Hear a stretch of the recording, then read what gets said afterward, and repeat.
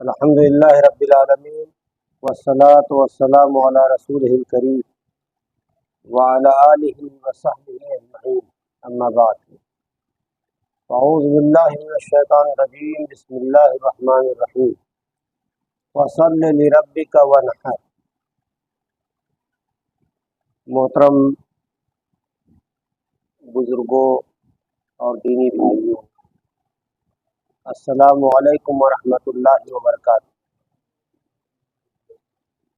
آج کی مجلس میں ہماری گفتگو کا موضوع ہے قربانی کی اہمیت، مقاصد اور تقاضے۔ دیکھیے، قربانی کی اہمیت سے ہم بہت زیادہ واقف ہیں، ہر سال سنتے رہتے ہیں۔ میں صرف ایک حدیث کا مفہوم قربانی کی اہمیت سے متعلق بیان کر کے اپنی گفتگو مقاصد اور تقاضے پر۔ دیکھیے، قربانی کی فضیلت سے متعلق ایک حدیث ہے کہ یوم النحر یعنی قربانی کے دن قربانی سے بہتر کوئی عمل نہیں۔ قربانی جانور کو ذبح کرنے سے بہتر اس میں کوئی عمل نہیں۔ اور یہ بھی کہا گیا کہ قربانی کے جانور جو ہے جب ذبح کرتے ہیں تو وہ قیامت کے دن اپنے کھروں کے ساتھ، اپنے بالوں کے ساتھ یہ اللہ کے پاس پہنچتے ہیں، اور اس جانور کا ایک بڑا مقام ہوتا ہے۔ یہ فرمایا گیا کہ خوش دلی کے ساتھ قربانی کرنی چاہیے۔ مقاصد اور حکمتوں کے تعلق سے چند باتوں کا میں تذکرہ کروں گا انشاءاللہ۔ ایک مقصد یا ایک حکمت قربانی کی یہ ہے تعلق باللہ، یا یوں کہہ سکتے ہیں کہ قرب الہی، اللہ تعالیٰ کی قربت۔ قربانی کرنے کا ایک بڑا اہم مقصد، ایک بہت بڑی حکمت، اللہ تعالیٰ سے تعلق مضبوط کرنا۔ اللہ تعالیٰ نے ارشاد فرمایا سورہ کوثر میں، وَصَلِّ لِرَبِّكَ وَانْحَرْ، نماز پڑھو اور اللہ تعالیٰ کے لیے قربانی کرو۔ تو اللہ تعالیٰ کے لیے قربانی کرنے کا یہاں تذکرہ ہے۔ اس کا مطلب یہ ہوا کہ جو شخص قربانی کرے گا اس کا تعلق اس کے رب سے مضبوط ہوگا۔ جو شخص قربانی کرے گا اللہ تعالیٰ سے قریب ہو جائے گا۔ تو قربانی کے ایام میں قربانی کا جانور ذبح کر کے ہم اللہ تعالیٰ سے اپنے تعلق کو مضبوط کرتے ہیں۔ اور پھر یہیں سے بات نکلتی ہے کہ قربانی کے ایام جب ختم ہو جائے تو اللہ تعالیٰ سے اپنے تعلق کو مضبوط بنانے کے لیے جو اور دوسرے طریقے اسلام نے بتائے ہیں ان کو بھی انجام دینا، چاہے وہ نماز کی صورت میں ہو، چاہے قرآن مجید کی تلاوت کی صورت میں ہو، چاہے ذکر اللہ کی صورت میں ہو، یا اور دوسرے حسنات ہو۔ تو قربانی کی ایک حکمت، ایک مصلحت کیا ہے؟ تعلق باللہ۔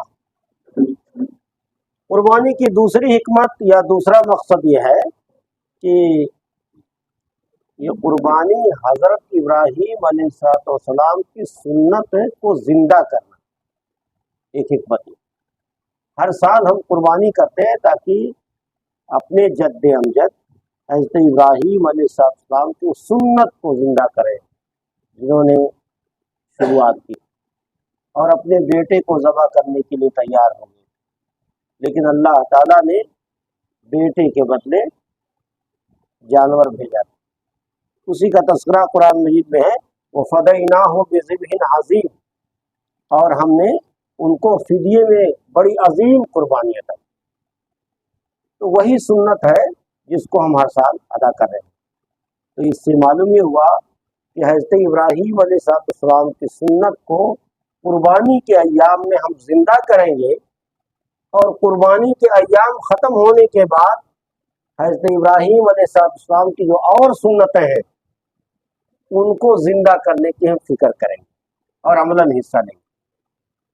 حضرت ابراہیم علیہ السلام کی سب سے اہم سنت، سب سے عظیم سنت، سب سے بڑی سنت دعوت توحید۔ وہ موحد تھے اور اللہ تعالیٰ کے پیغام کو دوسرے انسانوں تک پہنچا رہے. حضرت ابراہیم علیہ السلام کی سب سے عظیم سنت یا کہیے سب سے عظیم کارنامہ کہ وہ توحید کی دعوت کو بندگان خدا تک پہنچانے کا کام کرتے. تو توحید کی دعوت یہ جو اہم سنت ہے اور سب سے اہم دعوت ہے اللہ تعالیٰ کی جانب بلانا، یہ سب سے اہم دعوت ہے. ومن احسن قولا ممن دعا الی اللہ وعمل صالحا وقال اننی من المسلمین کہا گیا. اس شخص سے بہتر کس کی بات ہو سکتی ہے جو اللہ تعالیٰ کی جانب بلائے، نیک عمل کرے، اس بات کا اعلان کرے کہ میں مسلم. اب حضرت ابراہیم علیہ السلام کی اس سنت کو جانور کی صورت میں ذبح کرتے ہیں، اس کو تو ہم سنت کو زندہ کرتے ہیں، لیکن توحید کی دعوت والی سنت کے سلسلے میں ہم غافل ہیں. اور توحید کی سنت جو ہے، یہ توحید کی دعوت کو ہم کن کے درمیان عام کریں گے؟ جو ملت کا حصہ نہیں ہے، جو امت مسلمہ میں شامل نہیں ہے، جو کلمہ گو نہیں ہے، جو اصحاب ایمان نہیں ہے، ان کے درمیان یہ کام کریں. ہم مسلمان اس معاملے میں کچھ ہوتا ہے. محترم بزرگوں اور بھائیوں، اللہ تعالیٰ کی جانب بلانا اور اس بات کا اعلان کرنا کہ اللہ اکیلا ہے، وہی پوری کائنات کی دیکھ ریکھ کر رہا ہے، اس کا اعلان کرنا یہ ہماری ذمہ داری ہے، اس لیے کہ ہمارا رب جو ہے وہ رب العالمین. پھر اسی طرح سے قربانی کی ایک اور حکمت اور مصلحت ہے یا اور ایک مقصد ہے، وہ ہے غربا اور مساکین کی مدد. غربا اور مساکین کی مدد ہوتی اس کے ذریعے. قربانی کے جانور کا تذکرہ سورہ حج میں کیا گیا، ابھی درس بھی ہوا، وہاں یہ بات کہی گئی فَكُلُوا مِنْهَا وَأَطْعِمُوا الْقَانِعَ وَالْمُعْتَرَّ.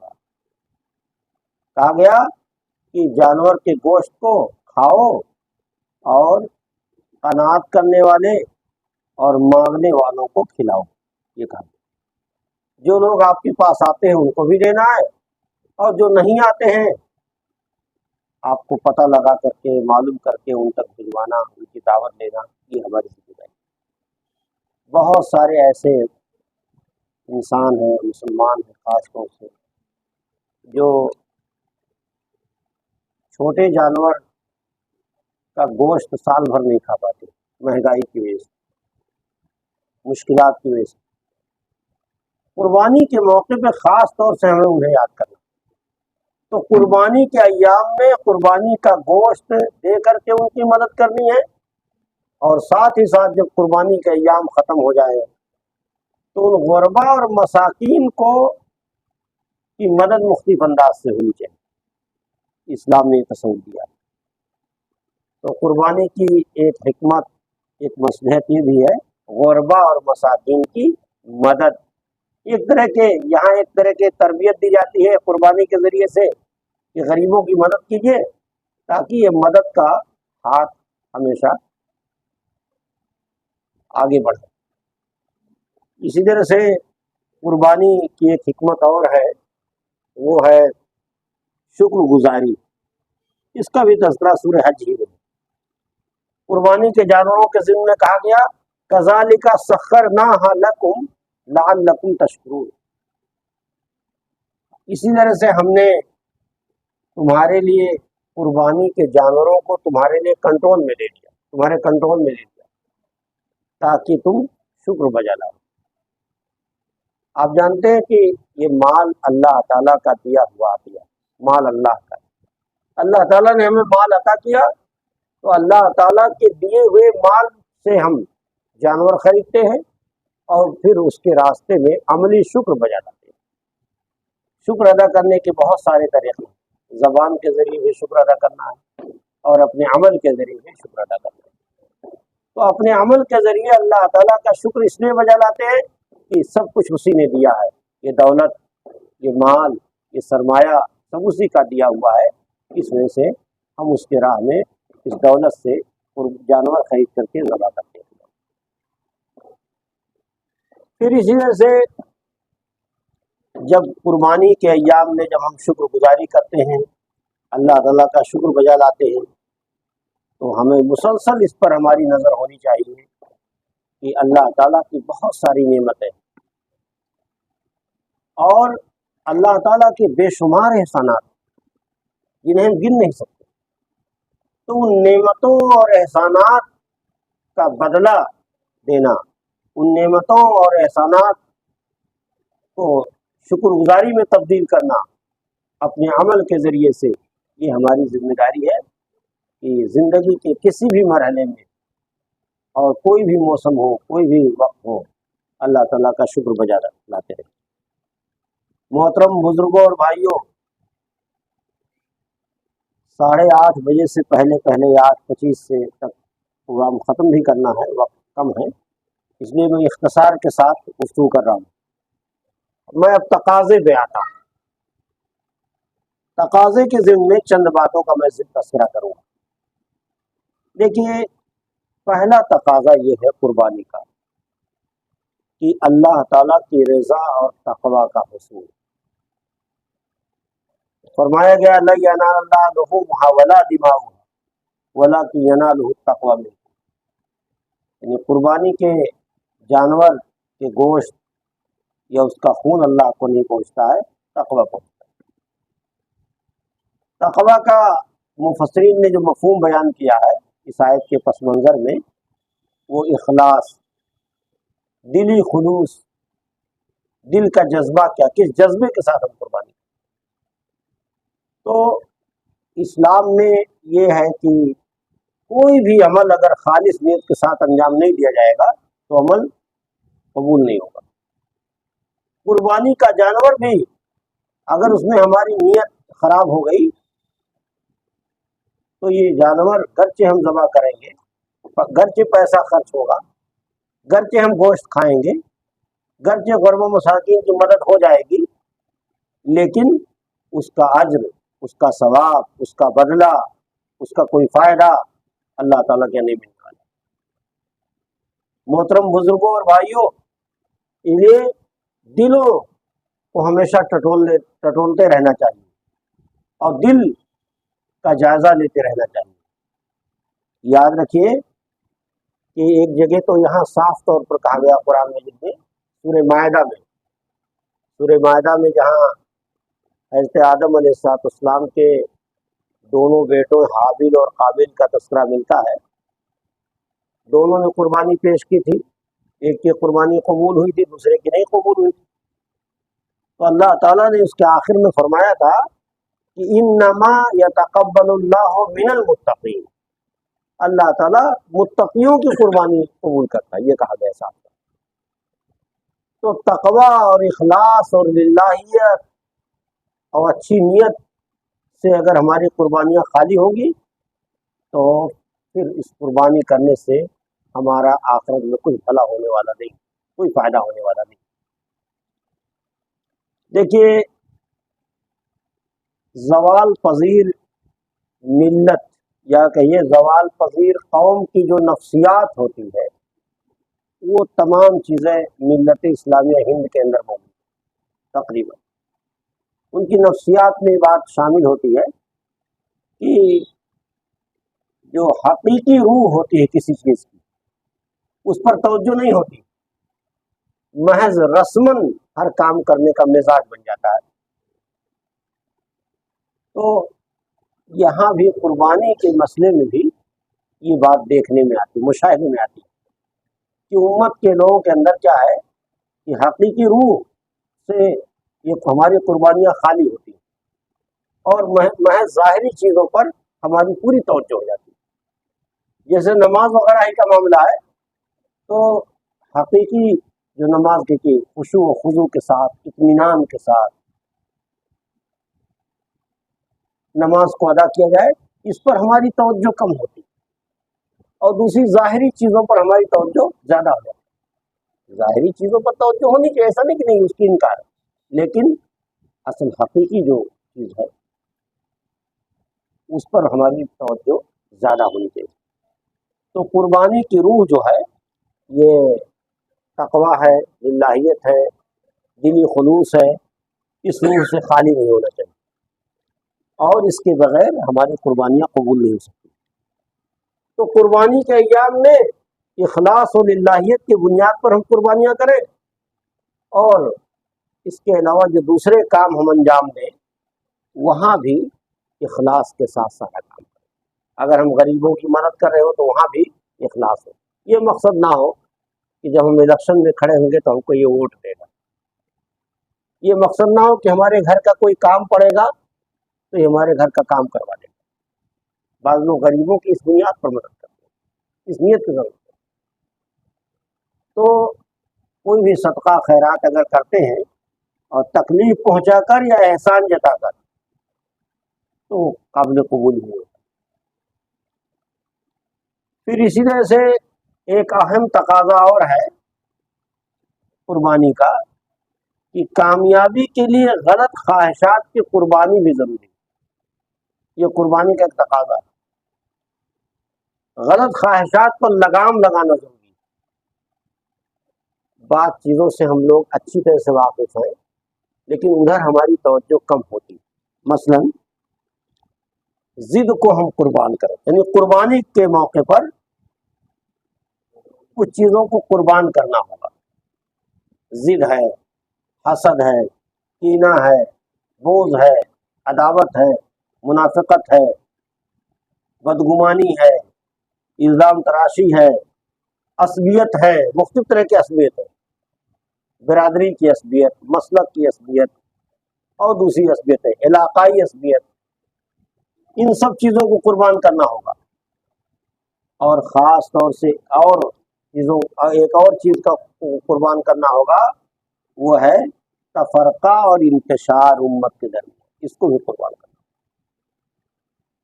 ہماری گفتگو ایسی نہ ہو، ہمارا عمل ایسا نہ ہو جس سے امت کے درمیان، ملت کے درمیان انتشار ہو۔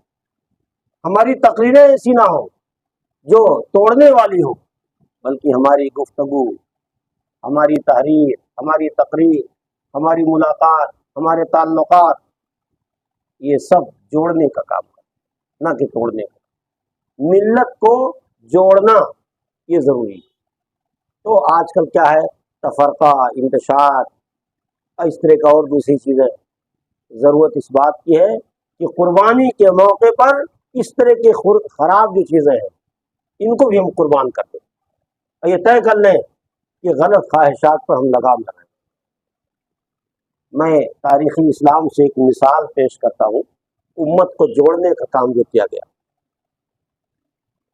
بہت مشہور واقعہ ہے، آپ سب جانتے ہیں کہ ایک زمانہ تھا کہ عالمی اسلام کے ایک حصے کے ذمہ دار حضرت علی رضی اللہ تعالیٰ عنہ، اور ایک دوسرے حصے کا ذمہ دار حضرت معاویہ رضی اللہ تعالیٰ عنہ۔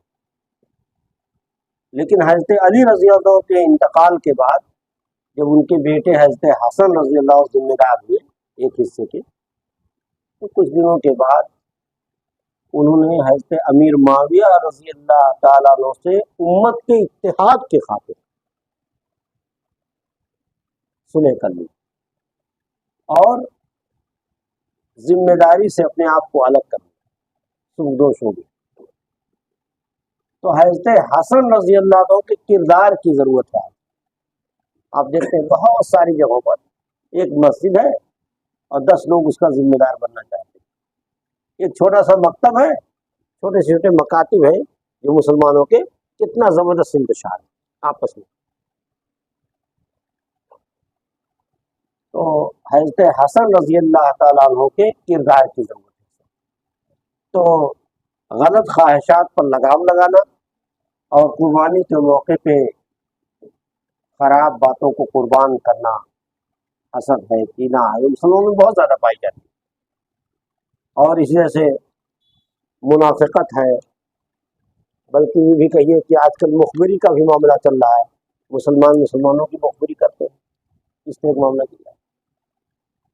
پھر قربانی کا ایک اور اہم تقاضا ہے جس کو آپ عام طور پر آپ سنتے ہوں گے لیکن اس کا بہت واضح مفہوم علماء نہیں بیان کرتے یا خطبات میں اس کے تذکرے نہیں ہوتے۔ وہ یہ ہے کہ تسخیر اور تکبیر کو ملانے کا کام کریں. قربانی کا ایک تقاضا یہ ہے کہ تسخیر اور تکبیر. میں اس کی وضاحت کرتا ہوں. دیکھیے قرآن مجید کی ایک آیت ہے کذالک سخرھا لکم لتکبروا علی ما ھداکم وبشر المحسنین. ابھی درس قرآن میں بھی اس آیت کا تذکرہ کیا گیا. یہاں تسخیر کا بھی لفظ ہے اور تکبیر کا بھی لفظ ہے. تسخیر کا مطلب ہوتا ہے دو مفہوم بیان کیا گیا تسخیر کا. ایک مطلب یہ کہ قابو میں دینا، کنٹرول کرنا. جیسے مثال طور پر جانور ہے ہمارے قابو میں آ جاتے ہیں، ہم کنٹرول کرتے. اللہ تعالیٰ نے انسان کو عقل دیا، شعور دیا. اپنی عقل کے ذریعے، شعور کے ذریعے، اپنی صلاحیت کے ذریعے جانور کو کنٹرول کر لیتا. بہت ساری اور چیزیں جن کو مختلف طرح کی گاڑیاں، ہوائی جہاز یا آپ کے ریل گاڑی یا اور بسیں یا کار، موٹر سائیکل، ان پہ بھی انسان کا کنٹرول ہے. اپنی عقل کے ذریعے، تدبیر کے ذریعے کنٹرول کر رہا. تو تسخیر کا ایک مطلب یہ ہے کہ کنٹرول کرنا، قابو کرنا. اور دوسرا مطلب یہ ہے کہ بعض چیزیں انسان کے کنٹرول میں نہیں ہیں لیکن انسان کے لیے وہ مفید ہے، انسان کی خدمت کر رہی ہے. جیسے سورج ہی کا معاملہ ہے. سورج ہمارے کنٹرول میں نہیں ہے لیکن سورج مسلسل ہمارے بے فائدے کا کام کرتا ہے، ہماری خدمت کرتا ہے. تو کائنات کی تمام چیزیں انسانوں کے لیے، ہم لوگوں کے لیے مسخر کر دی گئی ہیں، چاہے وہ سورج والے مفہوم میں اور چاہے قابو اور کنٹرول کرنے کے مفہوم میں. یہ ساری چیزیں محترم بزرگوں اور بھائیوں، دنیا میں کچھ لوگ ایسے ہیں جو اللہ تعالیٰ کی بڑائی کا اعلان کر رہے ہیں جیسے امت مسلمہ کے لوگ، لیکن وسائل پر، کائنات کے جو وسائل ہیں ان پر کنٹرول ان کا نہیں ہے. امت کا کنٹرول نہیں. اگر امت کا کنٹرول ہوتا تو عالمی مسائل ہوں یا ملکی مسائل ہوں وہ فوراً حل ہو جاتے. چاہے فلسطین کا مسئلہ ہو یا اور کوئی مسئلہ ہو یا غزہ کا مسئلہ ہو، سب حل ہو جاتا. لیکن وسائل پر کنٹرول ان لوگوں کو ہے جو تکبیر کے قائل نہیں ہے، اللہ تعالیٰ کی بڑائی کے قائل نہیں. یہ آیت سورہ حج کی یہ آیت صاف صاف اعلان کرتی ہے کہ قربانی کا ایک اہم تقاضا یہ ہے کہ اہل ایمان اس انداز سے کام کریں کہ وسائل پر، کائنات کے جو وسائل ہیں ان پر ان کو کنٹرول حاصل.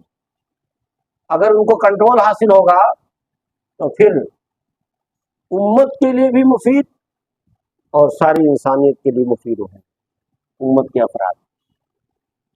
پھر اس ضمن میں ایک بات کا تذکرہ اور میں کرنا چاہتا ہوں، وہ یہ ہے کہ اللہ تعالیٰ کی بڑائی یا کبریائی کا اعلان ہم اپنے گھر میں کر سکتے ہیں، اپنی مسجد میں کر سکتے ہیں، لیکن عدالت میں، بازار میں، حکومت کے ایوانوں میں کہاں کر سکتے ہیں؟ ہمارے پاس وسائل نہیں، ذرائع نہیں. یا اس جیسے جو اقوام متحدہ ہے وہاں ہماری کوئی حیثیت نہیں، مسلم ممالک کی کوئی حیثیت نہیں، ویٹو پاور ہمارے پاس نہیں. جن کو یہ پاور حاصل ہے وہ جو چاہتے ہیں کرتے ہیں، اور جو بھی فیصلے ہوتے ہیں اگر ان کے مطابق نہیں ہے تو اس میں ویٹو کر جاتے ہیں. یہ کیفیت ہو رہی ہے. ہمیں معمولی چیز کی ضرورت پڑتی ہے یا مسلم ممالک کو تو وہ دوسروں کے محتاج ہوتے ہیں اور وہ آنکھ دکھاتے ہیں یا اپنے شرائط پر وہ چیزیں دیتے ہیں.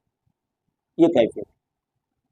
تو یہاں سورہ حدید کی بہت مشہور آیت ہے، اسے ہمیں اپنے سامنے رکھنا چاہیے. فرمایا گیا وَلَقَدْ أَرْسَلْنَا رُسُلُنَا بِالْبَيِّنَاتِ وَأَنزَلْنَا مَعَهُمُ الْكِتَابَ وَالْمِيزَانَ لِيَقُومَ النَّاسُ بِالْقِسْطِ وَأَنزَلْنَا الْحَدِيدَ فِيهِ بَأْسٌ شَدِيدٌ وَمَنَافِعُ لِلنَّاسِ وَلِيَعْلَمَ اللَّهُ مَن يَنصُرُهُ وَرُسُلُهُ بِالْغَيْبِ إِنَّ اللَّهَ قَوِيٌّ عَزِيزٌ. اللہ تعالیٰ نے اس آیت میں انبیاء کرام علیہ السلام کے مشن کا تذکرہ کیا. اور مشن کے تذکرے کے فوراً بعد لوہے کا تذکرہ کیا گیا. تو یہاں محض لوہا نہیں ہے، اس کی گہرائی میں جائیں اگر قرآن مجید پر غور کریں تو لوہے کا مطلب ہے کہ لوہا یہ ٹیکنالوجی کی علامت ہے، سمبل ہے. لوہا جو ہے یہ ڈیفنس کی علامت ہے. یہ لوہا جو ہے ویلفیئر ٹیکنالوجی کی علامت ہے، نشانی. آپ دیکھیے یہ ٹیکنالوجی ان کے پاس ہے، پوری دنیا پہ کنٹرول کر رہے ہیں،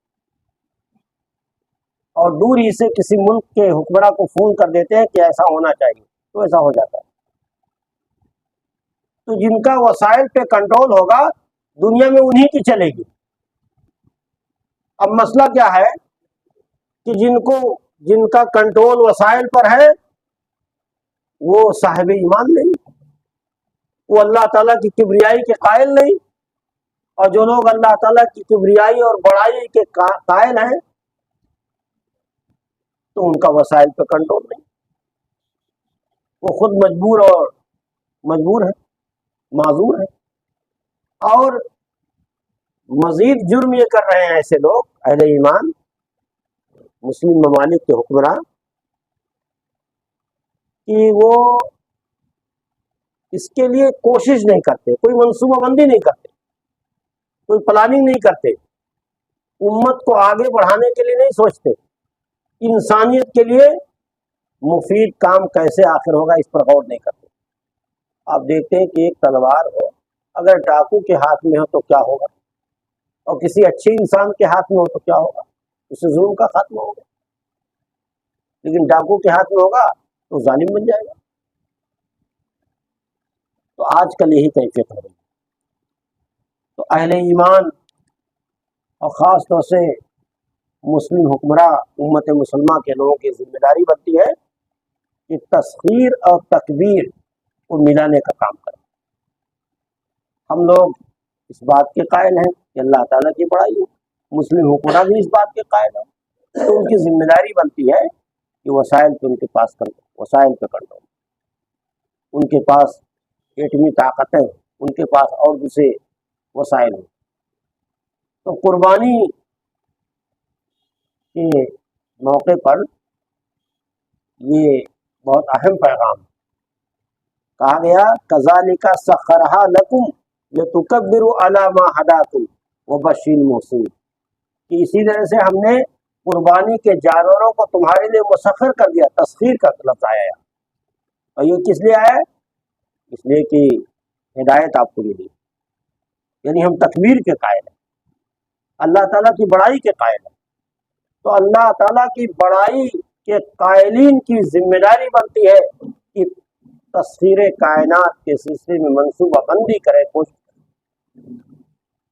اور اسی طرح سے ایک اور اہم تقاضا ہے جس کا تذکرہ کرتے ہوئے میں اپنی گفتگو کو ختم کروں گا، وہ ہے کہ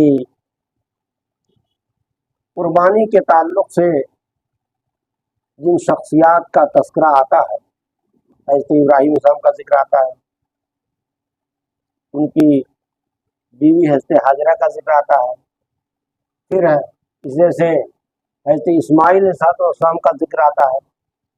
تو قرآن مجید میں دو انبیاء کرام کا تذکرہ اس پس منظر میں آیا کہ ان کی زندگی جو ہے یہ تمام لوگوں کے لیے نمونہ ہے، اس وقت ماڈل. یوں تو تمام انبیاء انسانوں کے لیے نمونہ ہے، لیکن خاص طور سے دو انبیاء کرام کا تذکرہ کیا گیا، ایک حضرت ابراہیم علیہ السلام کا اور ایک اللہ کے نبی صلی اللہ علیہ وسلم کا. تو حضرت ابراہیم علیہ السلام کے پس منظر میں جو آیت خاص طور سے میں بیان کرنا چاہتا ہوں وہ یہ ہے، کہا گیا کہ قد کانت لکم اسوۃ حسنۃ فی ابراہیم والذین معہ، یقیناً ابراہیم علیہ السلام اور ان کے ساتھیوں کی زندگی تمہارے لیے نمونہ. تو ان کے ساتھی میں نے 3-4 لوگوں کا تذکرہ کیا، حضرت لوط علیہ السلام کا بھی ذکر ہو سکتا ہے. تو اس سے معلوم یہ ہوا کہ خواتین کا طبقہ، نوجوانوں کا طبقہ، بچوں کا طبقہ، بزرگوں کا طبقہ، سب لوگ جب تک دیندار نہیں ہوں گے، سب کے اندر دینداری جب تک نہیں آئے گی، سب لوگ اللہ تعالیٰ کی کبریائی کے جب تک قائل نہیں ہوں گے، سب کا مزاج دینی جب تک نہیں بنے گا، اس وقت تک نہ ہمارا گھر صحیح ہو سکتا ہے، نہ ہمارا سماج صحیح ہو سکتا ہے، نہ ہمارا ملک صحیح ہو سکتا ہے، اور نہ ہی کہیں سکون مل سکتا ہے۔ آپ تجربہ کر کے دیکھیے، میں یہاں صرف اس کا تذکرہ کرنا چاہتا ہوں کہ حضرت اسماعیل علیہ السلام، قرآن مجید میں ان کے تعلق سے چند باتیں کہی گئی ہیں، میں 2-3 باتوں کا صرف ذکر کروں گا۔ جیسے ایک جگہ فرمایا گیا کہ وعدہ کا سچے، کہا گیا وَاذْكُرْ فِي الْكِتَابِ اسماعیل إِنَّهُ كَانَ صَادِقَ الْوَعْدِ، کہا گیا کہ کتاب میں اسماعیل علیہ السلام کا ذکر کرو، وہ وعدہ کا سچے۔ قربانی کے اس موقع پر ہمیں دیکھنا ہوگا کہ حضرت اسماعیل علیہ السلام کی زندگی کو ہم نمونہ بنا رہے ہیں کہ نہیں بنا رہے ہیں، اور وعدہ وعید کے سلسلے میں ہم کتنے کچے ہیں اور کتنے پکے، اس کا جائزہ لینے کی ضرورت۔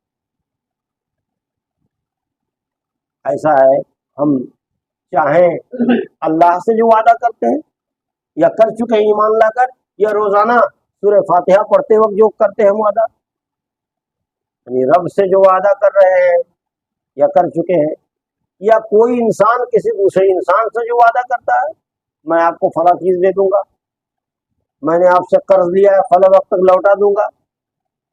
تو افراد سے جو وعدہ ہوتا ہے، کیا وہ وعدہ ہم پورا کرتے ہیں؟ یہ دیکھنا ہوگا۔ یا کسی تنظیم، تحریک، سوسائٹی یا اجتماعیت سے جب ہم جڑتے ہیں، کسی ادارے سے جڑتے ہیں، تو ادارے اس فرد کے درمیان، سوسائٹی اس فرد کے درمیان، اجتماعیت اور اس فرد کے درمیان جو وعدہ ہوتا ہے، جو معاہدہ ہوتا ہے، جو شرائط طے ہوتے ہیں، کیا اس کو ہم پورا کرتے ہیں؟ اس پر غور کرنے کی ضرورت۔ ایسے ہی حضرت اسماعیل علیہ السلام کے بارے میں آتا ہے کہ وَكَانَ يَأْمُرُ أَهْلَهُ بِالصَّلَاةِ وَالزَّكَاةِ وَكَانَ عِندَ رَبِّهِ مَرْضِيًّا، کہ حضرت اسماعیل علیہ السلام اپنے اہل و عیال کو، اپنے بال بچوں کو نماز کا، زکوٰۃ کا حکم دیتے اور وہ اپنے رب کے نزدیک پسندیدہ تھے۔ آپ دیکھیے کہ ہمارے گھروں میں بچے ہیں، ہمارے گھروں میں اہل و عیال ہیں، ان پر ہماری کتنی توجہ ہوتی ہے۔ بعض گھروں کا حال یہ ہے کہ اکیلے وہ نماز پڑھتے ہیں، گھر والے نہیں پڑھتے۔ بعض گھروں کا حال یہ ہے کہ نوجوان بچوں کو نماز کا پابند نہیں بنا پاتے لوگ۔ تو حضرت اسماعیل علیہ السلام کی زندگی سے، یعنی عیسائیت کے ذریعے سے جو پیغام مل رہا ہے وہ یہ ہے کہ ہمیں اپنے گھر پر بھی خصوصی توجہ دینی چاہیے، اور گھر کے بچوں کو اور گھر کے عورتوں کو دین کا راہی بنانا چاہیے۔ پھر اسی طرح سے حضرت اسماعیل السلام کے بارے میں ایک بات اور آتی ہے، وہ اسماعیل و ادریسا و ذوالکفل کل من الصابرین، کہا گیا کہ اسماعیل، ادریس اور ذوالکفل، یہ علیہ السلام، یہ کیا تھے؟ صبر کرنے والے۔ صبر کا بہت جامع امت کتنی جذباتی ہے۔ البتہ الحمدللہ موجودہ جو الیکشن ہوا اس میں امت جذباتی کم، اور انہوں نے ہوٹلوں میں بیان بازی کم کیا، یہ فائدہ ملا کچھ نہ کچھ۔ تو یہ کہا گیا کہ صبر کرنے والے۔ پھر ایک بات اور ہے حضرت اسماعیل السلام کے بارے میں، کہ اپنے والدین کی وہ اطاعت کرنے والے، اپنے والد صاحب کی بات ماننے والے۔ کہا گیا یا ابتی فل ماتومر ستجدنی انشاءاللہ من الصابرین، جب خواب کا تذکرہ کیا ان کے والد نے، اور یہ ہوا کہ آپ کو ذبح کیا جائے گا، کیا آپ اس کے لیے تیار ہیں؟ تو فوراً تیار ہو گئے۔ یعنی اتنی بڑی قربانی، جان کی قربانی پیش کرنے کے لیے والد صاحب کے کہنے پر تیار ہو۔ آج جو بچے ہیں، جو نوجوان ہیں، وہ کیا اپنے بزرگ والدین کی بات مانتے ہیں؟ ان کی جائز بات مانتے ہیں؟ کیا ان کی خدمت کرتے ہیں؟ ان کا کہا مانتے ہیں؟ ان کے کہنے کے مطابق چلتے ہیں؟ تو یہ جو آخری تقاضا جس کا میں نے تذکرہ کیا وہ یہ ہے کہ جب ہمارے گھروں کے بچے، ہمارے گھروں کے نوجوان، ہمارے گھروں کی خواتین، ہمارے گھروں کے بڑے بزرگ، سب کے اندر تبدیلی آئے گی، سب کے اندر جب انقلاب آئے گا، سب دین کی جانب لوٹیں گے، قرآن کی جانب رجوع کریں گے، اسلام کو کے مطابق اپنی زندگی گزارنے کے لیے تیار ہوں گے۔ اور جس طرح سے حضرت ابراہیم السلام اور حضرت اسماعیل السلام دونوں یکسو ہو گئے تھے قربانی، ایک قربان کرنے کے لیے، قربانی کرنے کے لیے اور ایک قربان ہونے کے لیے، اسی کو فلما اسلم وتلہ للجبین کہا گیا، یعنی دونوں سراپا تسلیم و رضا بن گئے۔ یہ کیفیت جب تک ہوگی ہمارے گھروں کی، جب کیفیت بنے گی تبھی ہم دین کی صحیح انداز سے خدمت کر سکتے ہیں۔ اللہ تعالیٰ سے دعا ہے کہ اللہ تعالیٰ ہم تمام لوگوں کو ان باتوں پر عمل کرنے کی توفیق عطا فرمائے، آمین۔ وآخر دعوانا ان الحمد للہ رب العالمین۔